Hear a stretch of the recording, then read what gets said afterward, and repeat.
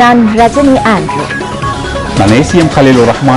வழங்கப்பட்டுள்ள மக்கள் அதிகாரத்தை கௌரவித்து பொதுமக்கள் சேவையை நிறைவேற்றுவதுடன் ஸ்ரீலங்கா சுதந்திர கட்சியை பாதுகாத்து முன்னோக்கி செல்வது கட்சியின் மக்கள் பிரதிநிதிகளின் பொறுப்பாகும் என்று ஜனாதிபதி மஹிந்த ராஜபக்ஷ வலியுறுத்தியுள்ளார்.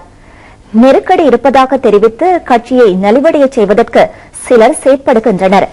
இருப்பினும் ஸ்ரீலங்கா சுதந்திர கட்சியை பொதுமக்களிடமிருந்து பிரிப்பதற்கு எவருக்கு முடியாதென்று ஜனாதிபதி தெரிவித்துள்ளார்.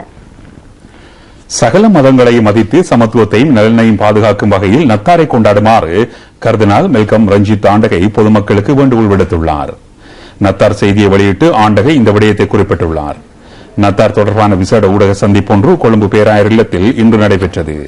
நத்தார் என்ற மத கோட்பாடுகளை கொண்ட வைபவத்தை வர்த்தகமயப்படுத்துவது அதன் குணாம்சங்களை நளினப்படுத்துவதாகும் என்று கர்தினால் மெல்கம் ரஞ்சித் ஆண்டகை சுட்டிக்காட்டினார். ක්‍රිස්මස් කියන වචනය වෙනුවට එක්ස්මැස් කියලා දාලා තියෙනවා.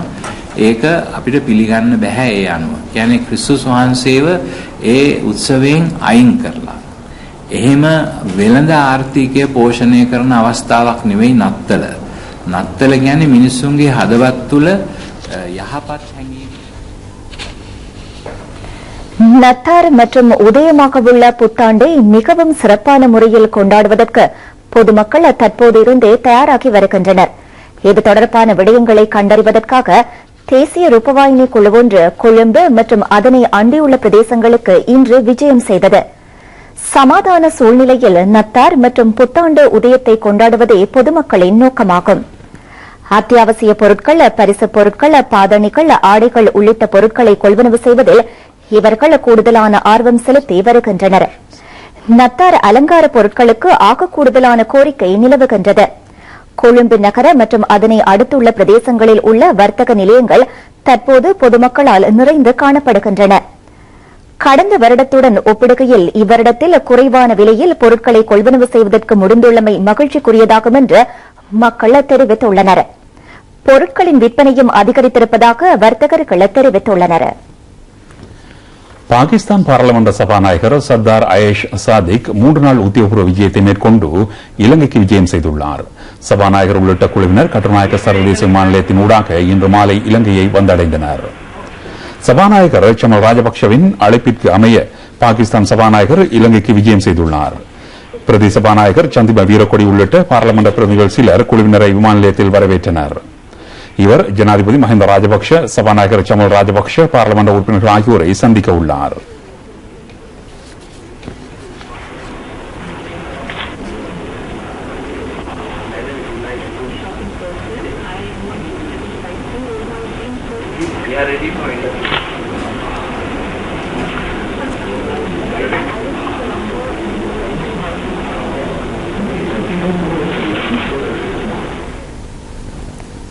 வழங்கப்பட்டுள்ள மக்கள் அதிகாரத்தை கௌரவித்து பொதுமக்கள் சேவையை நிறைவேற்றுவதுடன் ஸ்ரீலங்கா சுதந்திர கட்சியை பாதுகாத்து முன்னோக்கி செல்வது கட்சியின் மக்கள் பிரதிநிதிகளின் பொறுப்பாகும் என்று ஜனாதிபதி மஹிந்த ராஜபக்ஷ வலியுறுத்தியுள்ளார். நெருக்கடி இருப்பதாக தெரிவித்து கட்சியை நலிவடைய செய்வதற்கு சிலர் செயற்படுகின்றனர். இருப்பினும் ஸ்ரீலங்கா சுதந்திர கட்சியை பொதுமக்களிடமிருந்து பிரிப்பதற்கு எவருக்கும் முடியாதென்று ஜனாதிபதி தெரிவித்துள்ளார். ஸ்ரீலங்கா சுதந்திர கட்சியின் அகில இலங்கை மத்திய குழு கூட்டம் நேற்று இடம்பெற்றபோது ஜனாதிபதி முக்கிய பல விடயங்களை தெளிவுபடுத்தினார். உள்ளூராட்சி மன்ற நிறுவனங்களின் பதவிகள் தொடர்பில் பிரச்சினைகள் ஏற்பட்டிருப்பதாக சுட்டிக்காட்டப்பட்டது. ஸ்ரீலங்கா சுதந்திர கட்சி இனவாத கட்சி அல்ல. கட்சி இல்லாமல் முன்னோக்கி பயணிப்பதற்கு முயற்சித்த பலர் வரலாற்றில் அழிந்து போனதாகவும் ஜனாதிபதி குறிப்பிட்டார். வரலாற்றில் எப்பொழுதும் இல்லாத உன்னதமான யுகம் குறித்து தற்போது பேச முடியும். ஸ்ரீலங்கா சுதந்திர கட்சிக்கு பாராளுமன்றத்திலும் மாகாண சபைகளிலும் உள்ளூராட்சி மன்றங்களிலும் அதிகாரங்கள் இருப்பதே இதற்கு காரணமாகும். இதனை மேலும் வலுவூட்டி முன்னோக்கி செல்வதற்கு அனைவரும் அர்ப்பணிக்க வேண்டும் என்றும் வலியுறுத்தப்பட்டது. அபிவிருத்தியின் பருப்பொருட்களை இன்று நாடு முழுவதிலும் காணக்கூடியதாக உள்ளது. தற்போதைய அரசாங்கம் விற்று பிழைக்கும் அரசாங்கம் அல்ல என்பது நிரூபிக்கப்பட்டிருப்பதாக ஜனாதிபதி மஹிந்த ராஜபக்ஷ கூறினார்.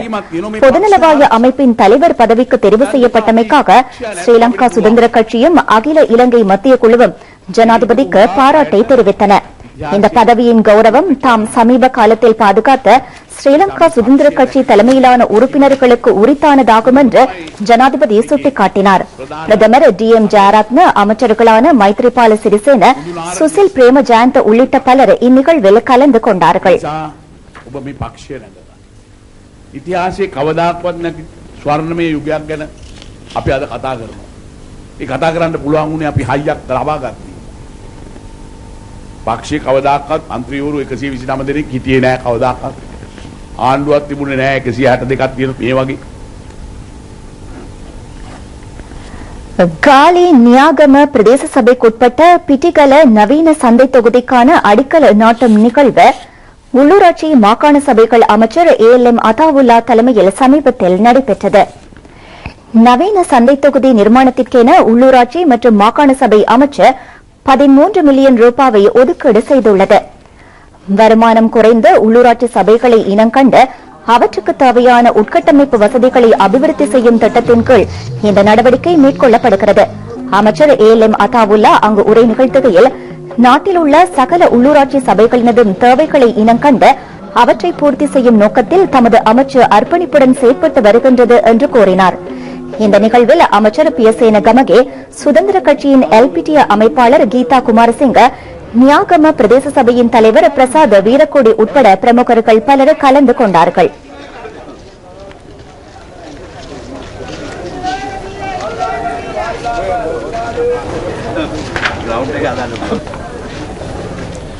கிண்ணியா பிரதேச சபையின் 2014ஆம் ஆண்டிற்கான வரவு செலவு திட்டம் 4 மேலதிக வாக்குகளினால் நிறைவேற்றப்பட்டுள்ளது. ஐக்கிய மக்கள் சுதந்திர கூட்டமைப்பைச் சேர்ந்த கிண்ணியா பிரதேச சபை தவிசாளர் SLM ஜவாதுல்லா தலைமையில் நடைபெற்ற வரவு செலவு விவாதத்தில் கூட்டணியின் சார்பில் 4 உறுப்பினர்களும் ஐக்கிய தேசிய கட்சி சார்பில் 1 உறுப்பினரும் கலந்து கொண்டனர். விவாதத்தின் இறுதியில் 4 மேலதிக வாக்குகளினால் வரவு செலவு திட்டம் நிறைவேற்றப்பட்டது.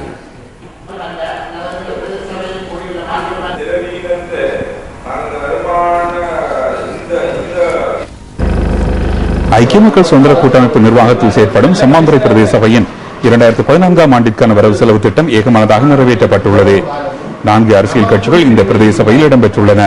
தவிசாளர் AM நௌஷாதினால் சமர்ப்பிக்கப்பட்ட இந்த வரவு செலவு திட்டத்தில் கல்வி, சுகாதாரம், வீதி அபிவிருத்தி உட்பட பல விடயங்களுக்கு முன்னுரிமை அளிக்கப்பட்டுள்ளதாக அவர் தெரிவித்தார்.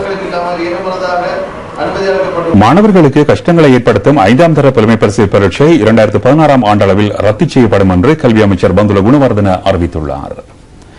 இதற்கு பதிலாக மாணவர்களின் திறமைகளை மதிப்பிடும் பரீட்சை ஒன்றை நடத்துவதற்கு தேசிய கல்வி ஆணைக்குழு தீர்மானித்துள்ளது. கல்வி அமைச்சில் இன்று நடைபெற்ற ஊடகவியலாளர் சந்திப்பில் அமைச்சர் இந்த விடயத்தை குறிப்பிட்டார்.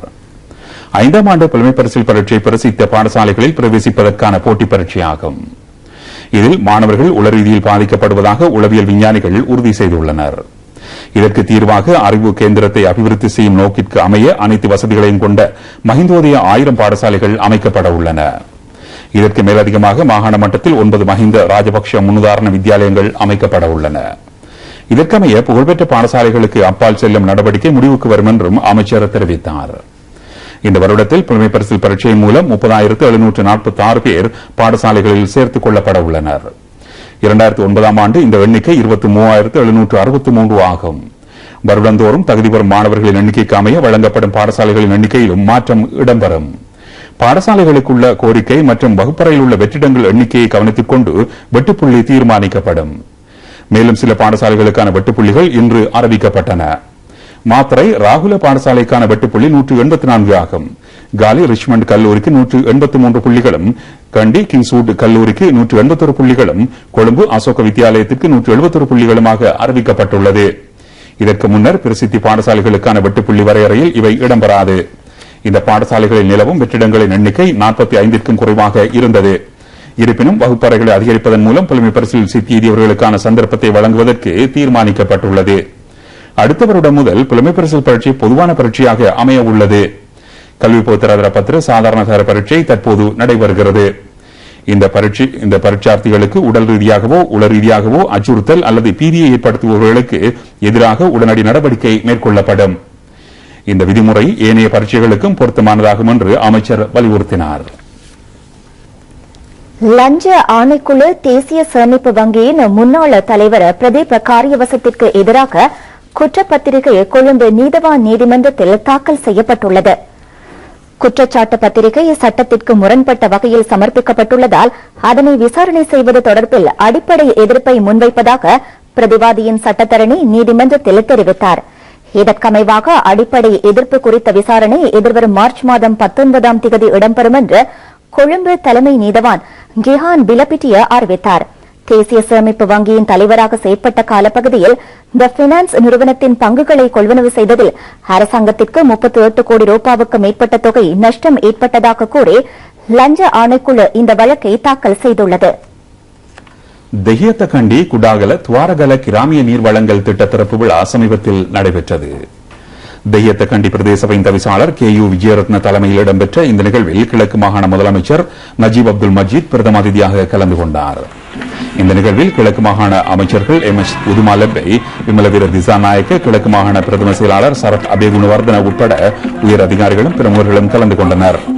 ஜெய்கா நிதி ஒதுக்கீட்டின் கீழ் 58 மில்லியன் ரூபாய் செலவில் மேற்கொள்ளப்பட்ட இந்த நீர் வழங்கல் திட்டத்தின் மூலம் 1500க்கும் மேற்பட்ட குடும்பங்கள் நன்மை அடைகின்றன.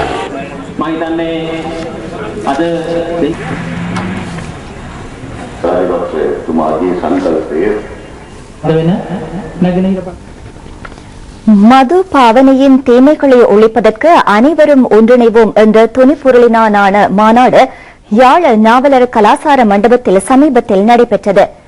ஹெல்தி லங்காவின் மதுபானத்திற்கு எதிரான தமிழ் இளைஞர் அணி இதனை ஒழுங்கு செய்திருந்தது. மதுபானத்தினால் ஏற்படும் தீமைகள், இதனால் ஏற்படும் மோசமான நடவடிக்கைகள், மாணவர் மத்தியில் ஏற்படும் தாக்கங்கள் உட்பட பல விடயங்கள் அங்கு ஆராயப்பட்டன. ஹெல்தி லங்காவின் தலைவர் மகேந்திர ஜெயசிங்க தலைமையில் நடைபெற்ற இந்த மாநாட்டில் மாகாண முதலமைச்சர் CV விக்னேஸ்வரன், மாவட்ட பிரதம போலீஸ் அத்தியட்சகர் DDP வீரசிங்க உட்பட பிரமுகர்கள் பலர் கலந்து கொண்டார்கள்.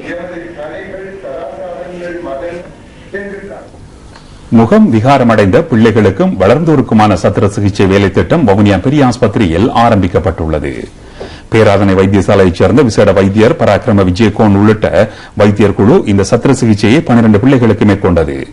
வவுனியா பெரிய ஆஸ்பத்திரியில் இவ்வாறான முகம் விகாரமடைந்த 100 பிள்ளைகளும் 30 வளர்ந்தோரும் சத்திர சிகிச்சைக்காக பதிவு செய்யப்பட்டுள்ளனர். இவர்கள் வைத்திய சோதனைக்கு உட்படுத்தப்பட்ட பின்னர் இதற்கான சத்திர சிகிச்சை எதிர்காலத்தில் மேற்கொள்ளப்படும்.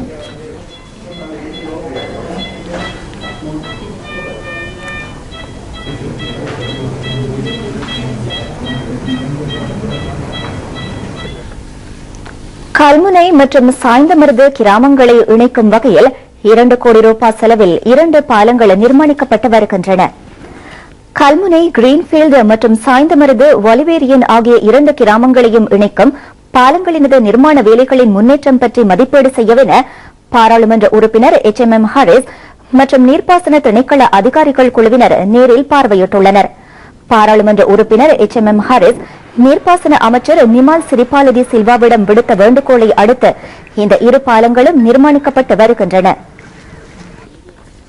காத்தான்குடியில் அடக்கம் செய்யப்பட்ட சடலம் ஒன்று நீதிமன்ற உத்தரவின் பேரில் நீதிபதியின் முன்னிலையில் இன்று காலை தோண்டி எடுக்கப்பட்டது. மட்டக்களப்பு நீதிவான் நீதிமன்ற நீதிபதி NM அப்துல்லா முன்னிலையில் காத்தான்குடி போலீசார் இந்த சடலத்தை தோண்டி எடுத்துள்ளனர். கடந்த 12ஆம் தேதி மரணமான 55 வயது நிரம்பிய அப்துல் மஜீத் என்பவரின் சடலம் புதிய காத்தான்குடி பதுரியா ஜும்மா பள்ளிவாசல் மையவாடியில் அடக்கம் செய்யப்பட்டிருந்தது. அவரது மரணம் சந்தேகத்தை ஏற்படுத்துவதாக சுவரொட்டிகள் அந்த பிரதேசத்தில் ஒட்டப்பட்டதை அடுத்து குடும்பத்தவர்கள் காத்தான்குடி போலீசில் இதுபற்றி முறைப்பாடு செய்துள்ளனர். நீதிமன்ற உத்தரவின் பேரில் போலீசார் இந்த சடலத்தை இன்று தோண்டி எடுத்து மட்டக்களப்பு போதனா வைத்தியசாலைக்கு பிரேத பரிசோதனைக்கென அனுப்பி வைத்துள்ளனர்.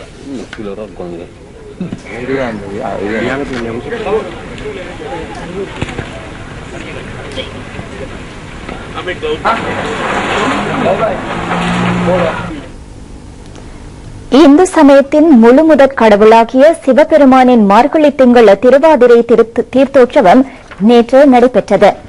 காரைதீவு இந்து சமய அபிவிருத்தி சங்கத்தினால் வருடா வருடம் நடத்தப்பட்டு வரும் அதிகாலை மார்கழி திருவெம்பா ஊர்வலமானது இம்முறையும் மிகச் சிறப்பாக நடைபெற்றது.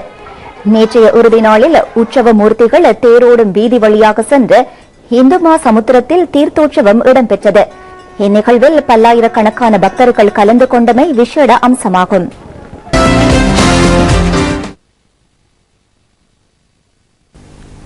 விளையாட்டுச் செய்தி ஒன்று. தேசிய கனிஷ்ட கோல்ஃப் போட்டி கொழும்பு ரோயல் கோல்ஃப் விளையாட்டு மைதானத்தில் நேற்று நிறைவடைந்தது. 80 வீர வீராங்கனைகள் இதில் கலந்து கொண்டனர். 15க்கும் 17க்கும் இடைப்பட்ட வயதினருக்கு இடையிலான போட்டியில் சவின் டி சில்வா தங்க அணிக்கான விருதை பெற்றார். பிரசாத் பீரிஸ், சவார் சிகந்தர், இளையராஜா ஆகியோர் 1ஆம், 2ஆம் மற்றும் 3ஆம் இடங்களை கைப்பற்றினர். 11க்கும் 14 வயதுக்கும் உட்பட்ட குழுக்களுக்கு இடையிலான போட்டியில் வெள்ளிக்கிண்ணத்தை இஷுர பெர்னாண்டோ பெற்றார். வெண்கல விருதுக்கான அணி போட்டியில் நைஜல் பெர்னாண்டோ பெற்றார்.